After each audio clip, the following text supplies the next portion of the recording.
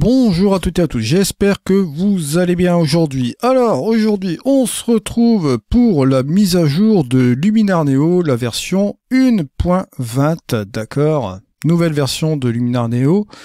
Par rapport à la 1.19, vous avez ici quelques petits trucs qui ont changé au niveau principalement de l'interface et de la réorganisation bien sûr des extensions qui sont implémentées dans Luminar Neo. Alors sachez que là maintenant vous avez toujours la possibilité d'avoir une réduction supplémentaire sur l'offre de vacances actuelle qui est valable jusqu'au fin juin. Bien sûr, et vous avez également mon coupon code EKL30 pour avoir une réduction supplémentaire en plus de ces offres. Ces offres concernent bien évidemment les abonnements ou les licences à vie, et vous avez bien sûr en plus de cela, je crois, des contenus supplémentaires.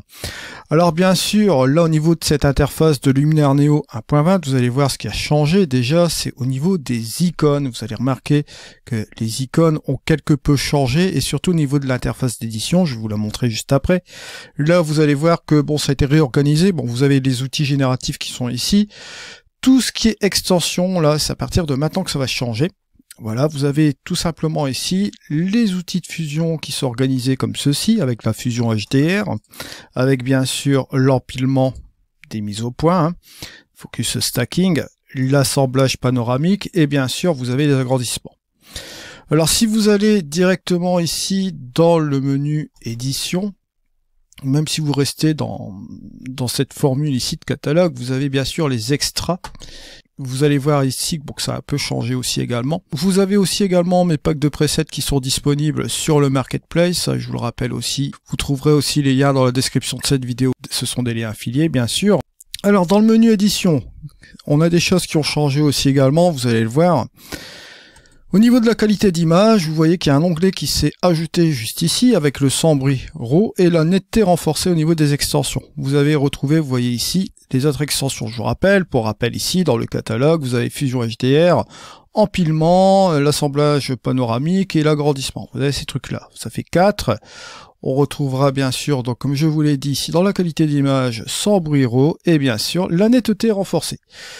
L'autre extension se situe aussi dans la propriété de la couche, comme d'habitude, la suppression d'arrière-plan. Vous noterez ici le changement des icônes. Et ce qui change, c'est que dans les créatifs, vous allez retrouver l'éclairage magique par intelligence artificielle qui s'est mis juste ici. Alors à savoir que tous ces algorithmes par intelligence artificielle, on le voit ici, c'est plutôt algorithme, comme je vous l'ai déjà dit, on parle toujours de intelligence artificielle, mais c'est plus des algorithmes de calcul qui sont préétablis. Alors vous allez les retrouver dans les différentes choses ici. Bon, là, au niveau de, comment dirais-je, de l'interface proprement dite, vous voyez que maintenant, depuis le début, elle a été épurée. Vous le voyez ici, vous avez les professionnels, les portraits, les créatifs qui commencent à revenir dans un truc assez sympa. Tout ce qui est paysage, vous avez les outils de base et qualité d'image. Alors bien sûr, si vous voulez aussi, vous pouvez mettre des outils dans les favoris. D'accord, comme vous le voyez là, bon là je vais mettre pourquoi pas l'amélioration AI, je vais utiliser la structure, d'autres effets créatifs, pourquoi pas mettre un peu d'éclat, bon, un titre d'exemple. Donc vous pouvez regrouper tout simplement ici, allez pourquoi pas le paysage, voilà, ah bah tiens le remplacement de ciel, on va le mettre aussi ici, bien que bon là ici je vais pas vraiment utiliser cela. Donc je vais fermer tous ces trucs là, bon vous avez professionnel, pourquoi pas un petit coup de super contraste, bon je donne un titre d'exemple ici, après ça revient dans les favoris, vous le voyez ici, vous avez votre menu favori avec les différents outils qui sont là, vous avez constitué bien sûr, ça vous l'avez déjà vu concernant ce truc de favoris, et après bon vous passez à votre développement bien sûr, vous allez dans l'optique, vous faites votre correction de distorsion, après la correction des aberrations chromatiques, et bon, vous le voyez ici, vous pouvez interagir comme un développement de fichiers RAW ordinaire grâce à cette interface de développement RAW comme vous le voyez ici. D'accord? Juste comme cela. Alors à savoir que maintenant, comme vous savez sur la chaîne, je conserve Luminar Neo et ON1 PhotoRAW 2024, la dernière version, la 2024.5. Si vous n'avez pas vu cette dernière version, je vous invite à aller voir la dernière vidéo, puisque je vous mets en pratique un cas pratique aussi également, qui vous permet de faire la liaison entre ON1 PhotoRAW 2024.5 et Luminar Neo, puisque les deux logiciels fonctionnent bien ensemble, bien évidemment. Donc je vous mets la petite étiquette en haut à droite. Alors, là ici, je peux faire aussi un petit coup de balance des blancs, voilà, pourquoi pas, ou bien prendre ma petite pipette, je vais aller voir si je peux pas avoir 3 valeurs identiques, pourquoi pas ici, allez, une valeur plus ou moins, voilà, comme celle-ci. On va neutraliser un petit peu l'ensemble, comme cela. Une fois que j'ai ce résultat-là, bon, je vais regarder au niveau des nuages, si je peux pas aller un peu plus loin comme cela, voilà, c'est super sympa. Hop, accent AI un petit peu, embellisseur de ciel.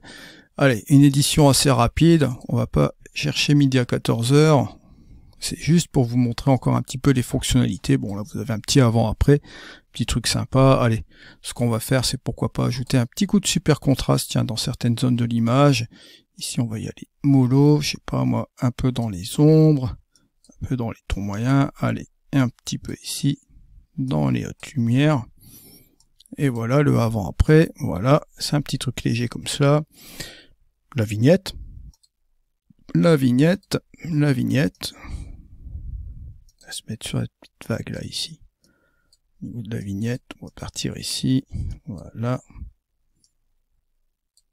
Et on revient tout doucement ici, voilà.